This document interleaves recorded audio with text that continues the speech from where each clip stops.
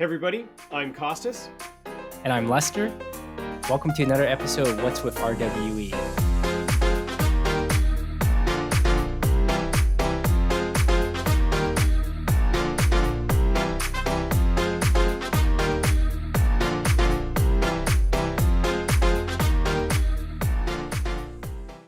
Costas is quite incredible, but it's already end of the year already. It's already December of 2023. So it's been a long time coming. And quite honestly, I don't know if I would have thought in the beginning of the year that we would make it this far with this podcast. So right now, No, this is, yeah, go ahead. no, me neither. I think really excited to be here, having talked with quite a few interesting individuals. A lot has happened since we started this earlier this year. It's I mean it's amazing that it's only been less than a year that we've been doing this, but really excited. As you can see, I may be a little too excited for this time of the season, but my friends and I are going to hopefully end it off with a bang, and with yourself, and we've got something special and a little bit different, I think, in store for everyone today. Exactly. No, you're absolutely right. I tried to get in a little bit of the festive mood too, Costas, but I don't know if I did as well. I try to put up some little bit ornaments. I don't know if you can even see them in the back. I need a hat like yourself as well. That's quite epic. That's awesome. I love it. I could have worn my shirt, but I thought that was going to be just a little over the Too top. We just leave distracting. that. We'll leave that for the parties.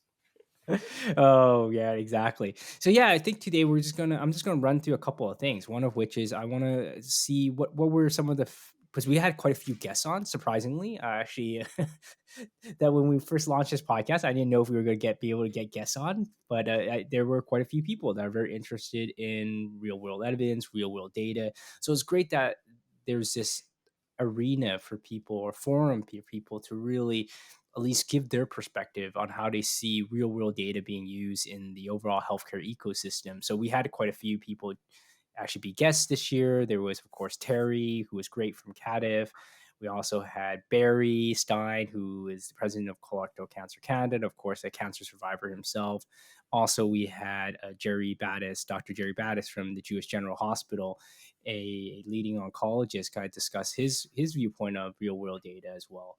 And of course, we went to quite a few conferences over the year as well. And of course, we did a little bit of recap on each one of those. So maybe I'll kick things off, Costas, and ask you those questions first. So let's see. Let's start it off with number one. What was your favorite moment of the year from at least a podcasting perspective?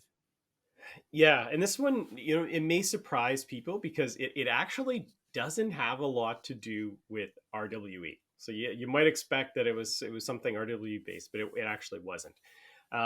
So for me, it was a great discussion that we had with Gerald Battis, who our chief medical officer here at Exactis, but a clinician at the Jewish General Hospital in Montreal.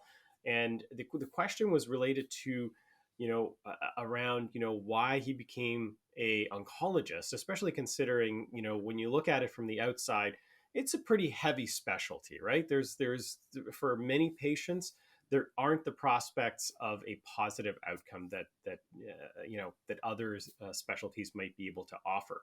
And so we asked him, what was it that motivated him, what made him want to become an oncologist? And I his answer for me was actually incredibly it was incredibly surprising, and made me look at cancer in a completely different sense. He looked at it from the sense of optimism, of the journey that patients go through, not only themselves but with their families and their friends. Whether the outcome is positive or not, that journey matters, and that his perspective, that from where he sits, what he sees is the best of humanity often coming out. And as someone who has gone through the cancer journey with a loved one, that that was a tremendously surprising perspective from someone who sees cancer day to day. And I think for me, it was a way to refire sort of our mission, trying to actually help to prevent or to provide better options for cancer patients in Canada. And I was surprised, and for me, it was my favorite of the year. Yeah, so I would say, I'm going to echo what you're saying, Costas. And my favorite moment also came from that episode as well with Jerry. It was very much around this question of, hey, you know what? When AI does all the things that you can do, Dr. Battis, then what are you going to do? And I just expected him to say that he was going to push back and say, "Oh, that's never going to happen. That's like crazy talk. That's never going to happen. Like doctors, we're always going to be needed, and we're always going to have all this additional capability that no one else will have." And his answer wasn't that, and he came at it from a very humble, very quite humble perspective, and on Mm-hmm. top of it, quite like you suggested, very very obviously very engaging, but also willing to accept all the benefits of this greater world that he thinks that will come about with the AI innovation. And his answer, I mean, for those of we're gonna play the clip as well, but the his answer, of course, was that he's going to be more like the who's the doctor? I always forget from the Star Bones, Trek. Dr. Bones, McCoy. Dr. Bones. I think you had to bring that out last time too. It was like he'll be more like Dr. Bones, where he'll deal with more the human side of being a doctor as opposed to the diagnostic or the scientific and technical sides of it. So no, absolutely great. Yeah, yeah. So Yeah. I think two great moments with Dr. Battis that I think if anyone hasn't seen them, as we play them here, it's worth the time to listen through, because I think he shares that sort of human spirit of what it's like to treat a disease that when people hear the diagnosis, the first thing they think of is their pending mortality. But it's way more than that, and I think it's worthwhile people really understanding that this is especially a specialty, and especially a disease that is really about the human spirit and what it is capable of. Do you find it draining, Jerry? And the only reason I ask is because I asked quite a few medical oncologists a very similar question to what Costas asked you about just out of all the realms of possibility. It seems like becoming a medical oncologist is actually quite challenging. It's, quite honestly, quite dreadful. It seems like you deal with death all the time. So how do you cope with that type of reality? Yeah, it's a obvious and important question. First of all, it is coping. It's not feeling. So I was just talking with a resident yesterday. We were seeing patients, and she felt some of the patient's pain, and I told her that's very good. That means you're alive. It's a human thing. You don't want to not feel it. So the response to it, the coping response, is not to not feel it, but in fact to admire it, to recognize the dignity that these people exhibit as they face mortal illness, the love that their family expresses to them. And it's actually quite inspiring. So, in some ways, it's uplifting. And although a lot of people, when I say I'm an oncologist, say, oh, that must be very dark and depressing and exhausting, I think it probably is all of those things as well. But more than anything, it's really quite uplifting and inspiring. And I should say, and we'll get into this, I guess, the positive side of it is becoming more prominent. Almost monthly, we're seeing much better outcomes for our patients. So it's actually very exciting. How do you think your role as a doctor, maybe it's not yourself, but doctors in general in the future, doctors that treat cancer, what is your role when AI is at a scale that is, you think, the perfect world that you see for the cancer, for the cancer patient, the one that you describe, where you simply get a test, you go to your pharmacist, they get a drug that completely goes and cures their cancer. So what is the role of a medical oncologist or an oncologist in general once this world is Yeah. alive? I used to joke about the idea of working towards my own obsolescence, and I have no problem with that. I used to say that jokingly because it didn't seem like a realistic possibility. Now I think it does, and so I do give some thought to what it is I'm doing, because I won't even need to write prescriptions. All of this will be done automatically through some other technology. And, I certainly won't have to sit in a clinic. I may appear as a holograph to my patients in their living room every once in a while. And if the algorithm tells them that they need to talk to me, otherwise they'll be talking to a bot for a prescription, or a reliable bot that we've validated works well for guidance on simple things, or a nurse if that's what the algorithm suggests is best. But I think, we still need to kind of put everything in motion. We need to understand what's happening to the patient. There's side effects to all of the treatment. And, that's what we're doing a lot of with the current immunotherapy, is looking for and managing toxicity. There's no perfect drug. There are always what we call off-target effects. They're not related to the tumor, but can affect other organs. And so we end up being general doctors, providing emotional support to the patient, to the family. Cancer is a family affair, and guiding them. And tumors evolve, and we may have to change treatment. So there still has to be someone involved, but it's not necessarily my knowledge of particular treatments that's going to be important. It's going to, again, I think, a lot, as we go forward, we go backward. It will require us to be human care providers as physicians, once we're defined in the more human sense, even if we're in a holograph. And I think, we have to be ready for that and accept that. I think that's a great thing, if that's what we're doing. It'll be like Dr. What was the doctor on the Enterprise? He was Scotty. No, Scotty was the engineer, but Dr. Bones, Dr. Bones, McCoy. right? Dr. McCoy. He just had to use his sensors, and he could apply treatments, but he ended up being a confidant to the captain. He was somebody that people knew they could go to for help. And, so maybe that's what we'll evolve into, but it's going to be different. Great. I love it. In a tech forward world, humanity still wins. That is the kind of optimism I would expect from a medical oncologist. I love it. Come first full circle in our discussion. Well said. Very well said. So the next one, actually, this one's going to be, I could have used the clip that I suggested for the Knicks category, but now I used that up, so I have to think on the fly. What would be my clip for this category? But the category is what's most surprising or unexpected from our guests, or from any moment, actually, I guess, in the podcast. Kostas.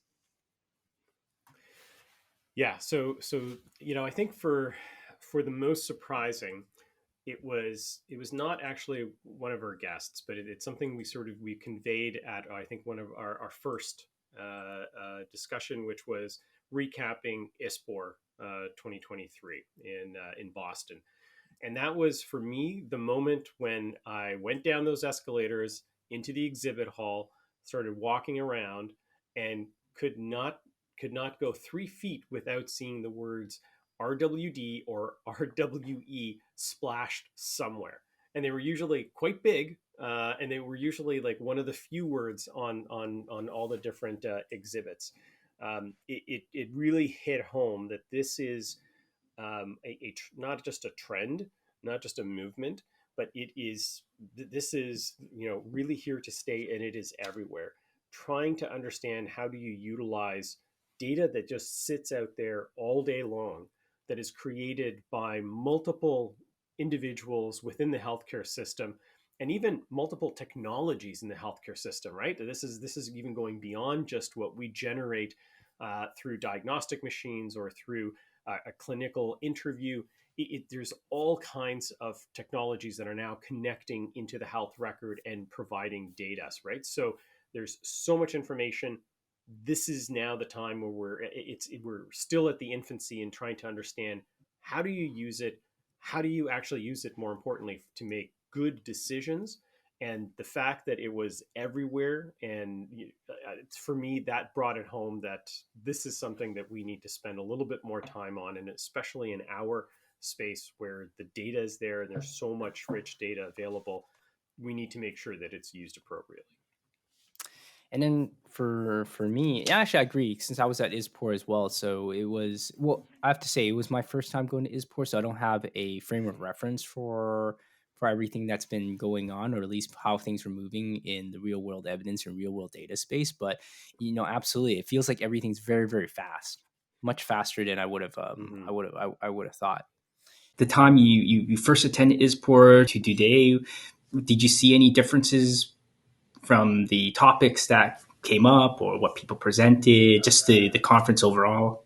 There's a couple things. When I look at the macro trends, when I first started going, the use of health economics for making reimbursement decisions was still new, right? So it was a conference talking about the methodologies, talking about the decision-making frameworks, even the tools that could potentially be used for making these decisions. So it was really focused on this new approach to making decisions for especially pharmacotherapies.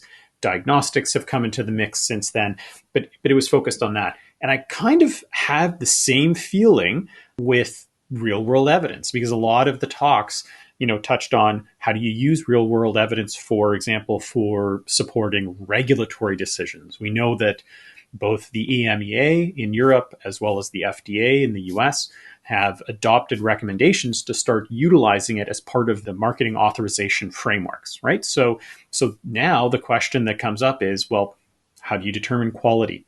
How do you ensure that the analyses are run in a way that there's transparency, that it's the privacy of patients is taken into account, that it's high quality enough that it can be utilized for making these kinds of legal and regulatory decisions, not to mention for reimbursement, right? So all of this is what I saw sort of in all of the presentations and the podium discussions from a standpoint of how do we build the rules and the frameworks for this. So my kind of surprising moment or unexpected moment, it falls a little bit in line with what you're talking about as well, but it's actually when we had Terry Ahuja on the podcast. Great guy, of course, fantastic speaker.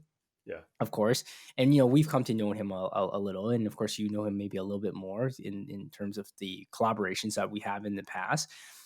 But for me, it was very interesting that to have someone from our health technology assessment body, so such a prominent body, come out and have this conversation with us, but have it in such a frank way about real world data and real world evidence. I was quite a little surprised. I mean, even though we know him, it was still to me a little surprising that he was able to be so much more so emphatic about the importance of real world data and leveraging that real world evidence and real world data in at least decision making for CADIV. And the one that he spoke specifically about was this idea of leveraging data from other jurisdictions and like how best to collaborate with countries outside of Canada to figure that out. And I guess in some ways I'm a little surprised by that because of the fact, it's not a fact, it's just an assumption on my end where a lot of agencies from a regulatory perspective or even these HTA bodies, I just assume that they want to control the scenario to a greater in-depth at least capability, at least control it to a greater extent than I would have thought he would have, from what he articulated, what he kind of suggested. So I was a little surprised that that they're open to that type of collaboration with others.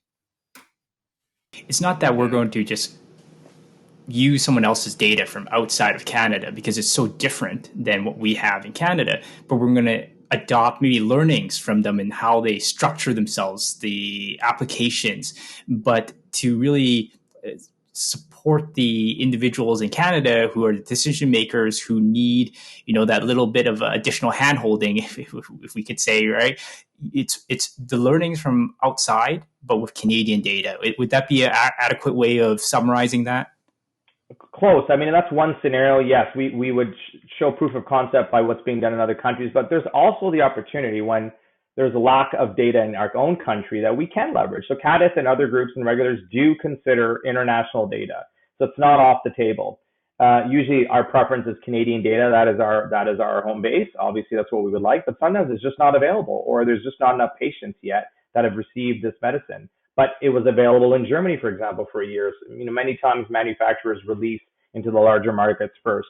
So typically the U.S. goes first, Europe is second, and then we fall somewhere lower on that list.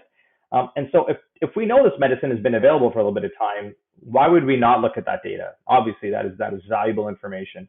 And so it's not that we're necessarily averse to using non-Canadian data. I just think that the pecking order is typically Canadian data first. We want to show proof of concept, and we're willing to look at other sources of data, when it's fit for purpose. If that's what's available, then let's take a look at it. I think it's a great choice and a great moment. If I think about it, the approach that they're taking is kind of the difference between our traditional statistics and Bayesian statistics, right? Bayesian statistics says there's always some amount of information out there. So let's start with that as the base case, and let's modify our understanding or our position based on new information added onto that. So rather than that old approach, which I think everybody said, it's a blank slate. I know nothing. No one else knows anything. So we're going to pretend like no one has actually assessed this product before, and we're going to start from there as the starting point. And I think that people are starting to realize the resource intensiveness of doing this work, the fact that sometimes there just isn't data available, and you still have to make a decision, at least data from your jurisdiction, and you still have to make a decision. That just doesn't seem to make sense. And I think, to be fair, people like Barry, for example, have been pushing back to say, come on, there's data available. Maybe it's not here today, but let's figure out what we can transfer from other jurisdictions to help make those tough decisions and not just kick the can down the road because we don't personally have insight or experience with these products. So, from that perspective, it is a tremendous leap. I think it's a tremendous leap forward for both patients and the regulators and HTA bodies in general here in Canada. No, completely agree with you on that. So now actually coming to one where it's less about our perspective, it's a little bit more objective. It's what was the most watched clips from this year. So we took some of the clips and obviously we posted on our different social media accounts. And which ones do you think were what was the top most viewed clip? What do you think, Kostas? Give you a guess here. You get maybe two guesses. What do you think? All right. I'm gonna start selfishly with the first one and say the definition of what we think RWE is. I'm gonna go with that as my first choice because I think it's definitional, right? So if someone who's just getting into the area, just meeting the show, they might just be looking at saying, oh, what do these guys think it is? And just to get our take on it. So I'm going to go with that one as the first one, my first guess. Okay. And then what was your second guess? The second guess, I'm going to go with something with Dr. Battis, because I think he's such a well-known guy in the Canadian oncology space. Most people that are watching this right now have probably bumped into him, listened to him speak somewhere, been treated by him, know someone who's been treated by him. I mean, he is that important in the Canadian ecosystem, especially in the province of Quebec. So I'm going to say it's something from him, maybe something related to what is precision oncology or personalized medicine. I can't remember how we quoted. So I'm going to say it's one of those two clips. That's where I'm going. Wow, that's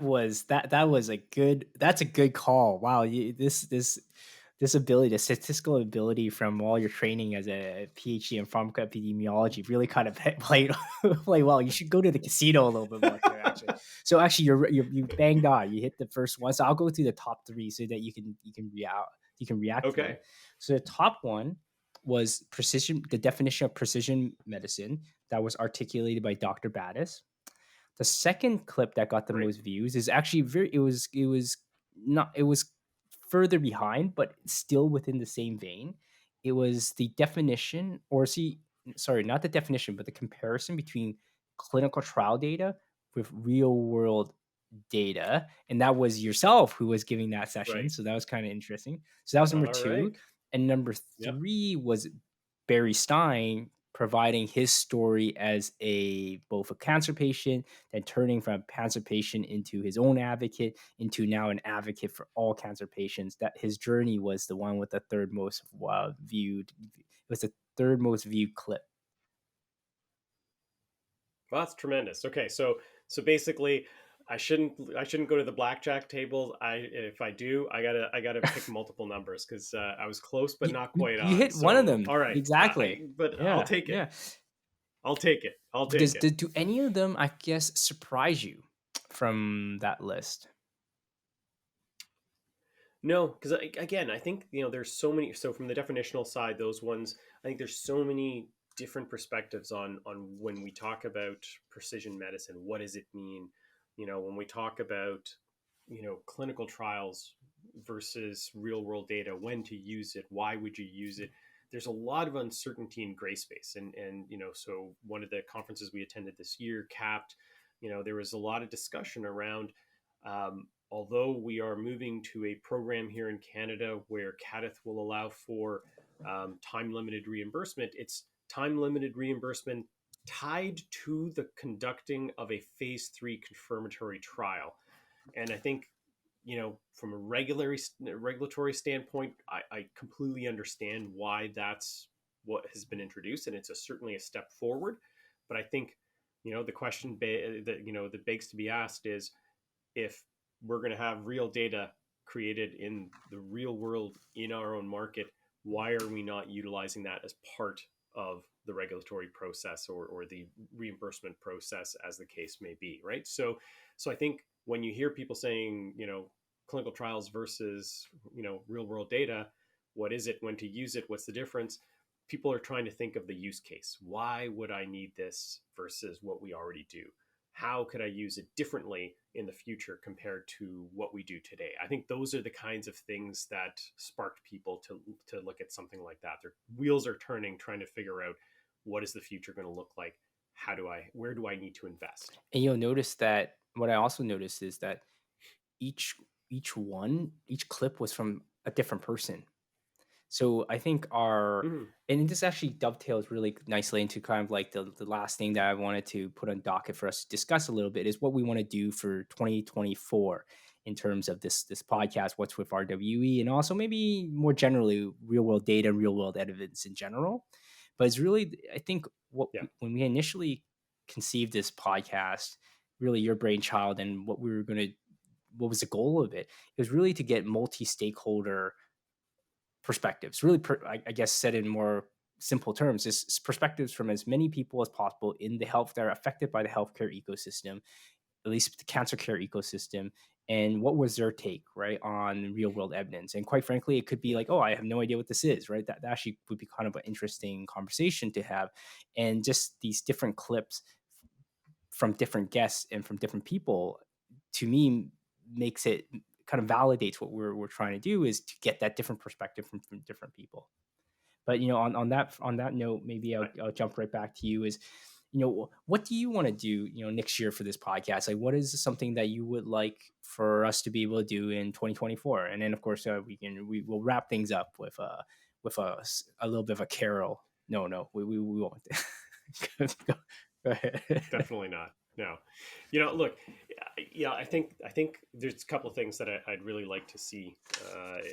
Hopefully we can accomplish these going forward, and we'll let our viewers slash listeners, depending on how you're seeing this or listening to it, we do have a season 2, coming, in the new year.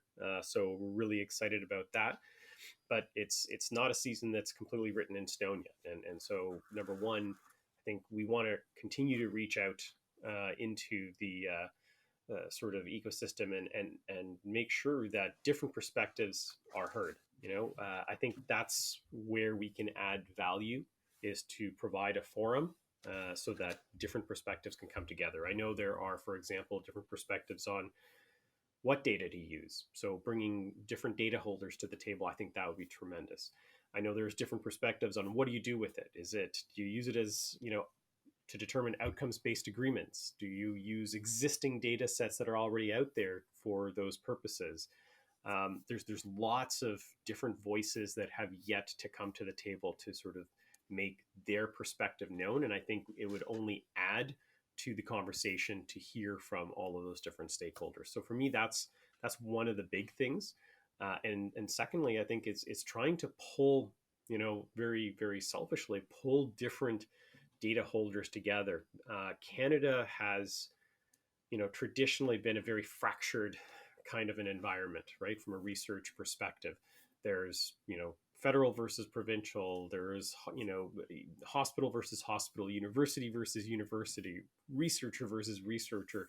That type of a very fractured environment was fine for the day when that's what drove typically investment into different programs or hospitals or whatnot. But today, when we look around the world, it's really the fusing of all of these sort of different perspectives together, and especially from a data perspective, the fusing of these data sets together, creating scale and creating the ability to actually answer sophisticated questions.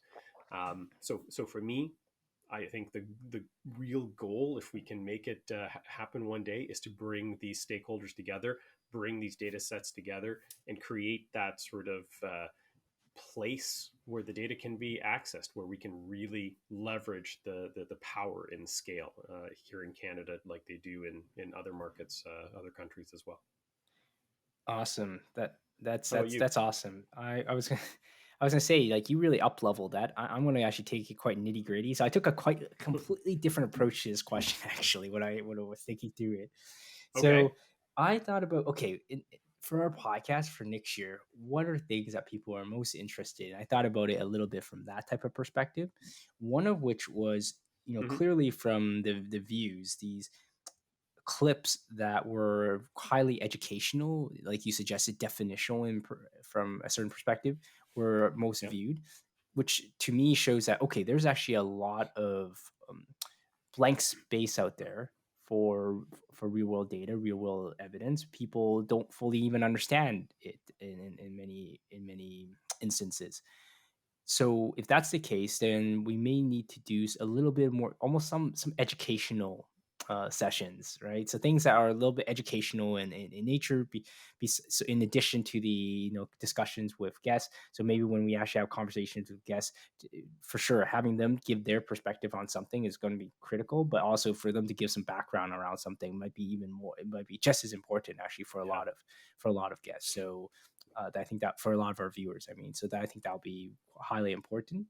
The other component I want to play around with, and I don't know if this is going to work or not. So this is you can hold me back if this one doesn't make any sense, but I would love to get somewhat of a format where there's a discussion between two opposing sides, or at least sides that don't fully agree with each other. That would be, to me, that would be quite Okay. interesting to have someone who is 100% on real world evidence, someone who is like thinks that doesn't have a place, it's in healthcare decision making.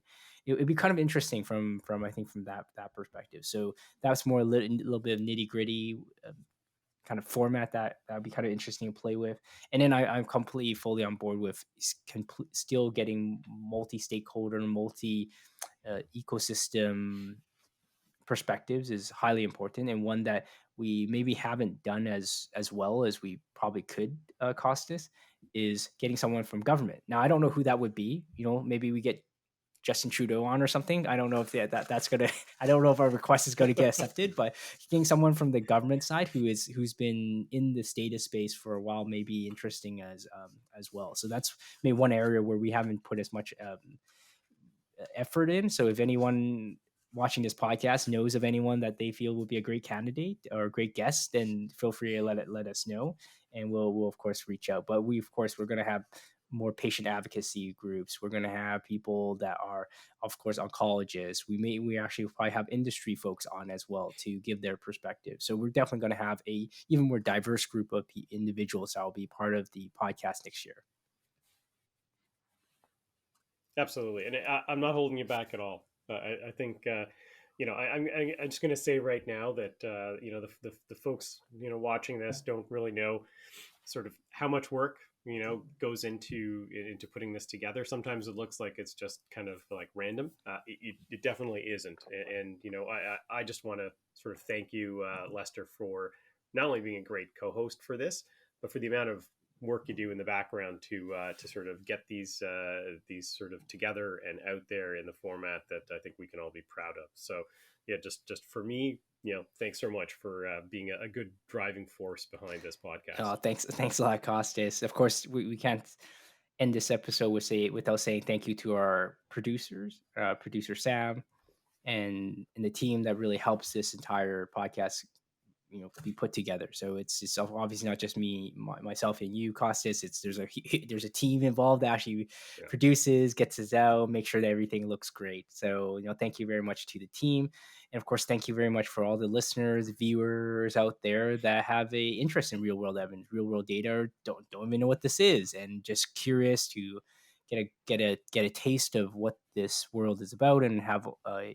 lot of questions around real world data, and just continue to listen to this podcast. So thank you very much to everyone, and I would say also happy holidays to everyone. So hopefully we'll be able to launch this episode before the end of the year, so it'll be happy holidays, and I hope everyone has a really restful vacation. Absolutely. This is the time of the year to sort of think about what we're grateful for, and really enjoyed the time with our loved ones. So, after the way we started this podcast, I think we're all know that the kinds of things that we're grateful for. So we really wish everyone a happy end to the year, and look forward to starting next year, with a little bit of rest and behind us, and really an excitement to bring not only some interesting interviews for everyone next year, but hopefully we can actually connect with more of you out there. So with that, thank you so much. Thank you very much.